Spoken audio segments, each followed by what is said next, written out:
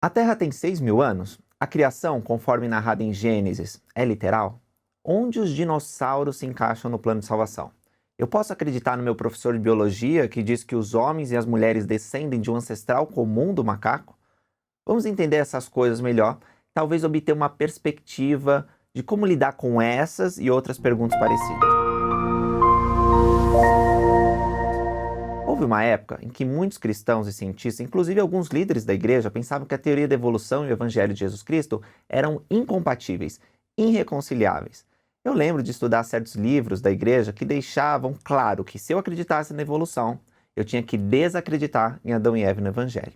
Assim, embora eu pessoalmente adorasse estudar sobre dinossauros, sobre animais extintos, fiquei longe das ideias da evolução por algum tempo, pois eu não queria perder minha fé, já que aparentemente os dois conhecimentos eram contraditórios e incompatíveis. Mas depois de estudar um pouco mais profundamente os manuais da igreja e as citações dos profetas, eu percebi que eu não precisava abandonar a ciência. Tudo o que eu precisava era ser fiel à verdade que eu já conhecia. Certa vez o nosso profeta, o presidente Russell M. Nelson, ensinou: não existe conflito entre ciência e religião. O conflito decorre de um conhecimento incompleto, quer da ciência, quer da religião, ou de ambos. Quer a verdade provenha de um laboratório científico ou por revelação de Deus, ela é compatível. Hoje eu me sinto muito mais confortável em aceitar a teoria da evolução, ao mesmo tempo que mantenho o meu testemunho do Evangelho de Jesus Cristo. Os membros da igreja podem ou não tomar partido com relação à evolução das espécies, como é chamada a teoria da evolução sintética, mas o fato é que Adão e Eva, Deus como Criador e todas as outras coisas ensinadas nas Escrituras, eles não são excluídas necessariamente quando se aceita a evolução. Os extremos das opiniões não se deviam e não se devem hoje apenas à falta de entendimento das verdades divinas ou das descobertas da ciência. Havia e há um certo preconceito e muita emoção no debate. Mas o que estou para dizer aqui é que tanto a religião quanto a ciência podem conviver em paz. Uma história para ilustrar isso provém da história da igreja. Há um interessante episódio sobre esse tema. Eu só vou ter tempo para contar de uma forma resumida, mas é bem interessante. Olha, quando a teoria da evolução ganhou popularidade, começou a ser ensinada como parte do currículo escolar nos Estados Unidos, alguns líderes da igreja, como o elder Joseph Fielding Smith, tomaram uma posição bem forte de refutar completamente a ideia da evolução. Por outro lado, outros líderes como James E. Talmage, John A. Whitson e B. H. Roberts, eles achavam o estudo da evolução não necessariamente contra as bases do Evangelho restaurado. Esses três, que serviram como líderes da igreja, e 2 deles foram apóstolos, eram conversos e haviam nascido na Europa. Eu estou dizendo isso porque o histórico da vida e a visão desses membros eram diferentes, por exemplo, de Joseph Fielding Smith, que havia crescido no Lago Salgado, em Utah. Que fique perfeitamente claro que todos os líderes da igreja têm o direito a terem suas próprias opiniões sobre os mais diversos assuntos seculares, políticos, mas eles estão unidos no propósito de testificar de Cristo e de seu evangelho restaurado. Joseph Fielding Smith cresceu bem pobre. Apesar de ser filho do presidente da igreja, em um de seus aniversários, ele ganhou um livro de Mórmon usado como presente. Quando ele era pequeno, ele viu seu pai sendo perseguido, tendo que se esconder. Então, todos os biógrafos de Joseph Fielding Smith realçam como as escrituras se tornaram uma âncora na sua vida nesses momentos de provação. Esse homem serviu por cerca de 50 anos no apostolado. Ele escreveu muitos livros e foi longe em vários assuntos da igreja. Ele se tornou um perito das escrituras e ninguém pode negar suas contribuições. Talmage, Whitson e Roberts eram igualmente estudiosos. Eles eram cientistas e professores, mas eles não concordavam com Smith sobre o modo de interpretar algumas passagens da criação. E o debate pegou fogo. Chegou ao ponto que a primeira presidência da igreja teve que se envolver. Eu, particularmente, sou muito grato por esses embates de mentes brilhantes, porque eles fizeram com que a primeira presidência se manifestasse. Então nós temos uma posição oficial da igreja sobre o assunto.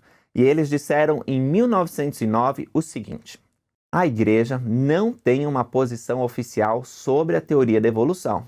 evolução orgânica ou mudança das espécies ao longo do tempo é um assunto para o estudo científico. Nesse ponto, lembro desta explicação que está lá no site da igreja.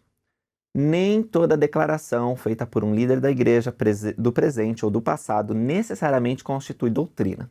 Uma declaração específica feita por um líder específico, em uma ocasião específica, frequentemente representa uma opinião pessoal, embora bem ponderada, mas não é feita com o objetivo de ser oficial para toda a igreja.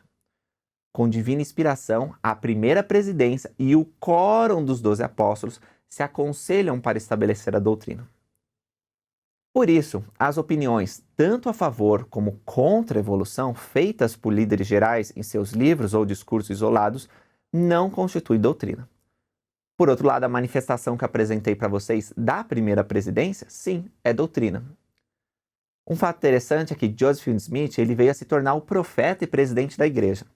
E em 1970, enquanto ele era o presidente da igreja, a BYU, que é a Universidade Brigham Young, mantida pela igreja, iniciou as aulas de evolução. Essa classe foi autorizada pela primeira presidência. Veja, o presidente Smith era o profeta e presidente. Isso não quer dizer que pessoalmente o presidente Smith tenha mudado sua visão sobre evolução. Isso a gente não sabe, porque ele não fez nenhuma declaração pública enquanto ele era presidente da igreja. E nem quer dizer também que a igreja saiu de uma posição neutra para adotar a evolução. Significa que ele, o presidente Smith, como líder da igreja, agia como tal, sem impor suas opiniões pessoais como diretriz. O estudo da evolução, com base científica, se tornou importante na biologia, em outras disciplinas científicas, e por isso a BYU incorporou tais estudos. Apesar de no começo haver bastante barulho sobre evolução na BYU, uma pesquisa que foi feita em 2016 mostrou que 60% dos alunos da universidade e da igreja aceitam que a evolução não destrói a fé. E isso confronta com 1988, quando só 10% entendiam dessa forma. O que será que mudou? Um dos professores de evolução da BYU, Jamie L. Jensen, sugeriu uma abordagem diferenciada. Ele diz que a religião e a ciência respondem perguntas diferentes. Olha só o que ele falou. Se vocês estão falando sobre a origem da vida no planeta, então a ciência responderá sobre os mecanismos. Como isso aconteceu? Quando isso se deu? Por quanto tempo? Já a religião tem mais interesse em saber o motivo pelo qual aconteceu. Por que nós estamos aqui? Quem esteve envolvido nisso? Se você respeitar o fato que esses são dois caminhos diferentes para a mesma verdade, então eles não estarão realmente em conflito. Muito legal a citação dele, né? Os professores de evolução da BYU garantem ainda: se os alunos sentem que esses assuntos conflitam com sua fé, então nossa principal motivação é ajudá-los a salvar seu testemunho. Eles também explicam que não há nada contra a doutrina da igreja. O irmão Bybee testificou: eu literalmente estou orando para entender melhor a evolução. Há alguns momentos em que você vê algo, você descobre alguma coisa e é como se dissesse: nossa, isso é incrível. Eu estou maravilhado como Deus fez isso. Podemos crescer em conhecimento em todas as áreas da vida, na ciência e na fé. Isso, na verdade, foi ordenado pelo Senhor. Está lá em Doutrina e Convênios. Ele disse que um dia tudo seria revelado e que poderemos nos regozijar com a plenitude de toda a verdade. O Senhor diz que quando Ele voltar, revelará todos os mistérios, inclusive os associados à criação desta terra. Sim, em verdade vos digo, no dia em que o Senhor vier, Ele revelará todas as coisas, coisas passadas, coisas ocultas, que nenhum homem conheceu, coisas da terra pela qual foi feita, e seu propósito e seu fim. Coisas muito preciosas, coisas que estão no alto, coisas que estão embaixo, coisas que estão dentro da terra, sobre a terra e nos céus. Até lá, devemos ser humildes e ter uma atitude de gratidão pelo que Deus já tem nos ensinado. Com relação à teoria da evolução, alguns são céticos, outros encontram uma grande evidência de um Deus bondoso e criativo que guia e conduz todas as coisas. Mas não importa como você está abordando a evolução, o que importa é que você não pode deixar as puras doutrinas reveladas pelo Espírito Santo, que foram confirmadas no seu coração, que são os pilares do plano de salvação, como a criação, a queda e a expiação, deixar essas coisas de lado.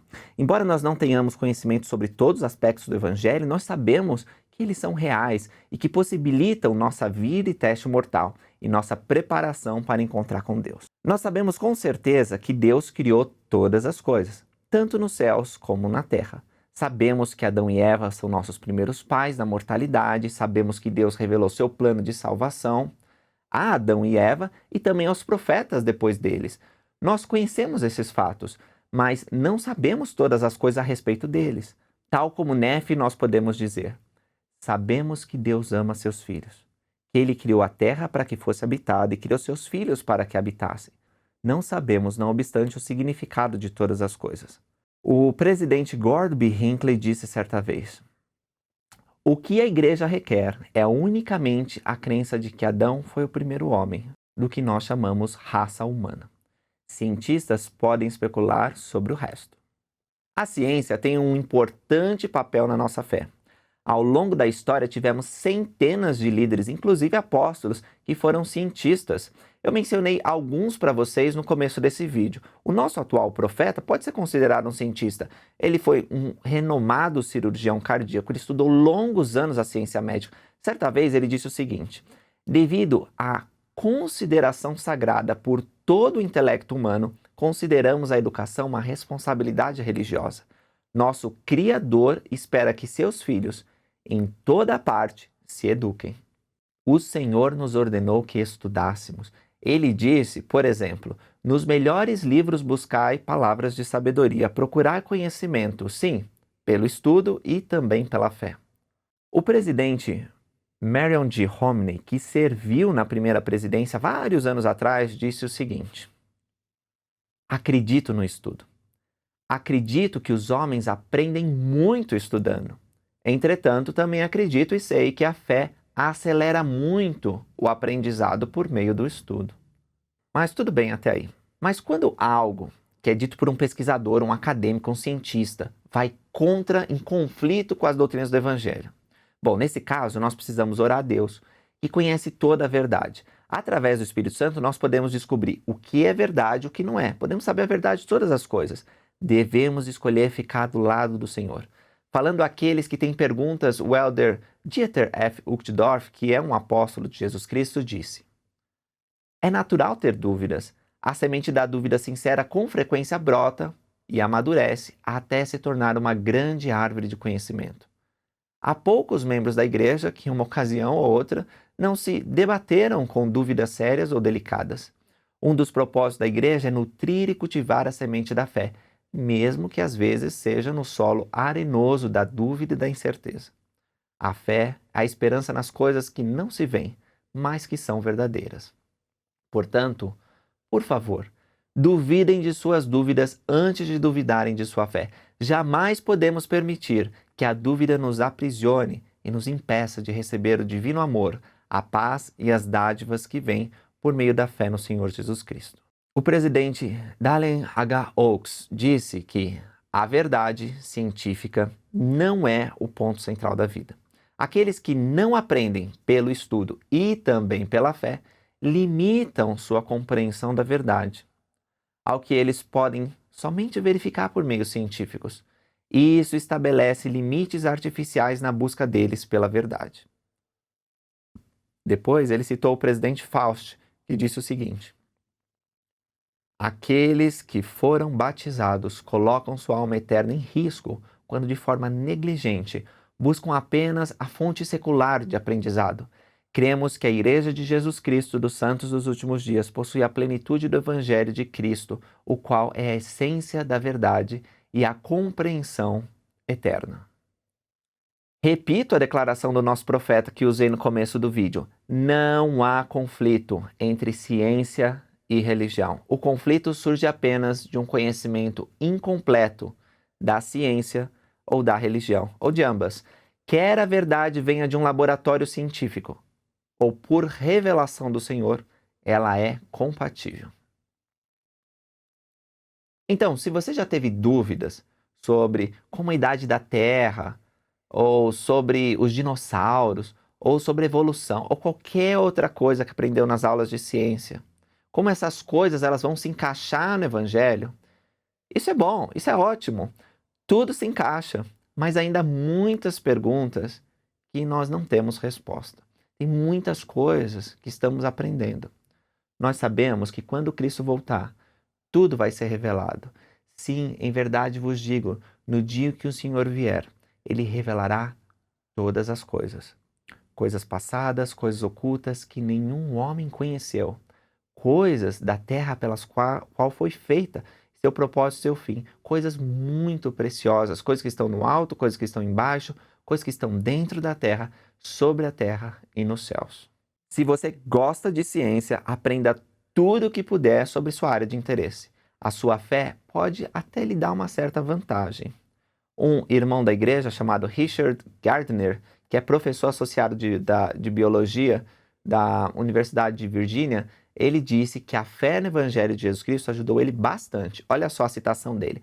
Às vezes, quando a pesquisa ficava muito difícil e nada parecia estar funcionando, e pesquisar é muito assim, ter uma perspectiva sobre as bênçãos do Evangelho me ajudava a superar isso.